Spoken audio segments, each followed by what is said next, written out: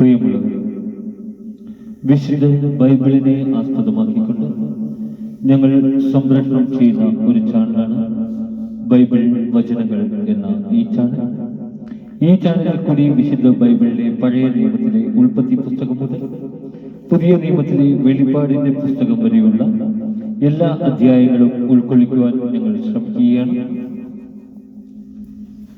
ഞങ്ങൾ സംപ്രേഷണം ചെയ്യുന്ന ഈ ദൈവവചന ഭാഗങ്ങൾ കേൾക്കുന്ന എല്ലാവരും ലോകത്തിന് ശാന്തിയും സമാധാനവും നന്മയും ഉണ്ടാകാൻ വേണ്ടി എന്നോടൊപ്പം സർവശക്തനായ ദൈവത്തോട് പ്രാർത്ഥിക്കുക. അതോടൊപ്പം തന്നെ ഈ ചാനൽ കാണുന്ന എല്ലാവരും ഞങ്ങളുടെ ചാനൽ ഒന്ന് സബ്സ്ക്രൈബ് ചെയ്യുക.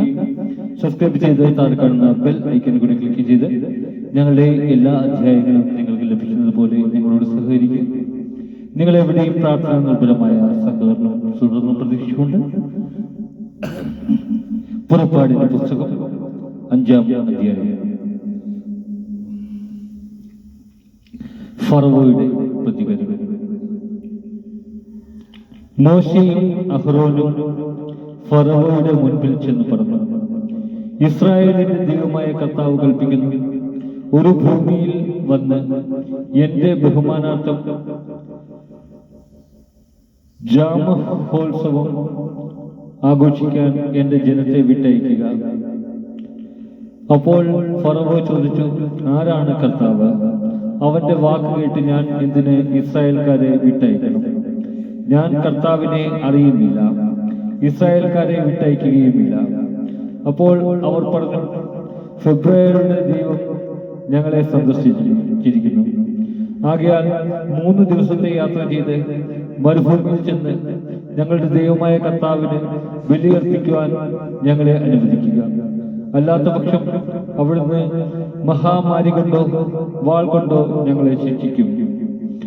അപ്പോൾ ഈജിപ്ത് രാജാവ് അവനോട് പറഞ്ഞു, മോശെ, അഹ്റോനെ, നിങ്ങൾ ജനത്തിന്റെ ജോലിക്ക് മുടക്കം വരുത്തുന്നത് എന്തിന്? പോയി നിങ്ങളുടെ കാര്യം നോക്കുവിൻ.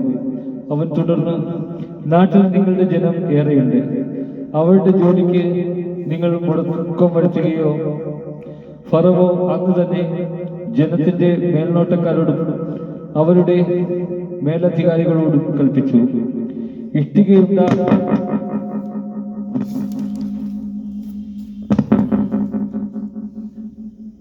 ആക്കാൻ വേണ്ട വൈക്കോൽ മുൻപെന്ന പോലെ ഇനി ജനത്തിന് എത്തിച്ചു കൊടുക്കണ്ട. അവർ തന്നെ പോയി ആവശ്യമുള്ള വൈക്കോൽ ശേഖരിക്കട്ടെ. എന്നാൽ ഇതുവരെ ഉണ്ടാക്കിയിരുന്നത്ര ഇഷ്ടിക ഉണ്ടാക്കാൻ അവരെ നിർബന്ധിക്കുകയും വേണം. അതിൽ കുറവ് വരരുത്. അവർ അലസരാണ്. അതുകൊണ്ടാണ് ഞങ്ങളുടെ ദൈവത്തിന് ബലിയർപ്പിക്കാൻ ഞങ്ങൾ പോകട്ടെ എന്ന് അവർ മുറവിളി കൂട്ടുന്നത്. അവരെ കൊണ്ട് കൂടുതൽ ജോലി ചെയ്യിക്കുക. അങ്ങനെ അവർ അധ്വാനിക്കുകയും വ്യാജവാക്കുകളിൽ ശ്രദ്ധിക്കാതിരിക്കുകയും ചെയ്യട്ടെ. മേൽനോട്ടക്കാരും മേസ്തിരികളും ചെന്ന് ജനത്തോട് പറഞ്ഞു, ഇനി നിങ്ങൾക്ക് വൈക്കോൽ തരികയില്ല എന്ന് ഫറവോ പറയുന്നു. നിങ്ങൾ തന്നെ പോയി കിട്ടാവുന്നിടത്തുനിന്നെല്ലാം വൈക്കോൽ ശേഖരിക്കുകയും, എന്നാൽ പണിയിൽ യാതൊരു കുറവും വരരുത്. ജനം വൈക്കോൽ ശേഖരിക്കുന്നതിന് ഈജിപ്തിന്റെ നാനാഭാഗങ്ങളിലേക്ക് പോയി. മേൽനോട്ടക്കാർ കർശനമായി നിർദ്ദേശിച്ചു, ദിവസം തോറുമുള്ള വേല വൈക്കോൽ തരാതിരുന്നപ്പോൾ എന്നപോലെ ചെയ്തു തീർക്കുവിൻ. വൈക്കോൽ തന്നിരുന്നപ്പോൾ എന്ന പോലെ ചെയ്തു തീർക്കുവിൻ. ഫറവോയുടെ ഉദ്യോഗസ്ഥന്മാർ ജോലിയുടെ മേൽനോട്ടത്തിന് നിയമിച്ചിരുന്ന ഇസ്രായേൽക്കാരെ പ്രഹരിച്ചുകൊണ്ട് ചോദിച്ചു, നിങ്ങൾ ഇതുവരെ ഉണ്ടാക്കിക്കൊണ്ടിരുന്ന അത്ര ഇഷ്ടികകൾ ഇന്നലെയും ഇന്നും ഉണ്ടാക്കാനിരുന്നത്? ഇസ്രായേൽക്കാരായ മേൽനോട്ടക്കാർ ഫറവോയെ സമീപിച്ച് ഇങ്ങനെ പരാതിപ്പെട്ടു, അങ്ങയുടെ ദാസന്മാരോട് എന്താണ് ഇപ്രകാരം പെരുമാറുന്നത്? അങ്ങയുടെ ദാസന്മാർക്ക് അവർ വൈക്കോൽ തരുന്നില്ല, എങ്കിലും ഇഷ്ടിയുണ്ടാക്കുവിൻ എന്ന് അവർ കൽപ്പിക്കുന്നു. അങ്ങയുടെ ദാസന്മാരെ പ്രഹരിക്കുന്നു, എന്നാൽ കുറ്റം അങ്ങയുടെ ജനത്തിൻ്റെതാണ്.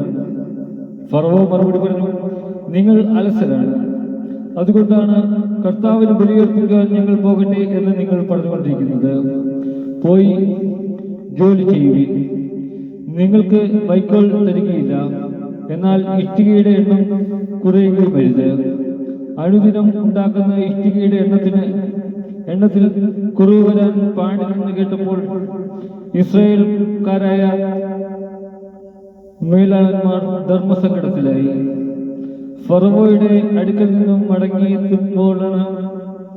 എത്തുമ്പോൾ മോശയും അഹ്റോനും തങ്ങളെ കാത്തു നിൽക്കുന്നത് അവർ കണ്ടു. അവർ മോശയോടും അഹ്റോനോടും പറഞ്ഞു, കർത്താവ് നിങ്ങളുടെ പ്രവൃത്തി കണ്ടു നിങ്ങളെ വിധിക്കട്ടെ. ഫറവോയുടെയും അവന്റെ സേവകരുടെയും മുമ്പിൽ നിങ്ങൾ ഞങ്ങളെ അവജ്ഞാപാത്രങ്ങളാക്കി. ഞങ്ങളെ വധിക്കാൻ നിങ്ങൾ അവരുടെ കയ്യിൽ വാൾ കൊടുത്തിരിക്കുന്നു. അപ്പോൾ മോശ കർത്താവിനോട് പറഞ്ഞു, കർത്താവേ, അങ്ങ് എന്തിനാണ് ഈ ജനത്തോട് ഇത്ര ക്രൂരമായി പെരുമാറുന്നത്? എന്തിനാണ് അങ്ങ് എന്നെ ഇങ്ങോട്ട് അയച്ചത്? ഞാൻ അങ്ങയുടെ നാമത്തിൽ ഫറവോയോട് സംസാരിക്കാൻ വന്നത് മുതൽ അവൻ ഈ ജനത്തെ കഷ്ടപ്പെടുത്തുകയാണ്. അങ്ങ് അങ്ങയുടെ ജനത്തെ മോചിപ്പിക്കുന്നുമില്ല. നമ്മുടെ കർത്താവായ മിശിഹായെ സ്തുതിക്കുന്നു.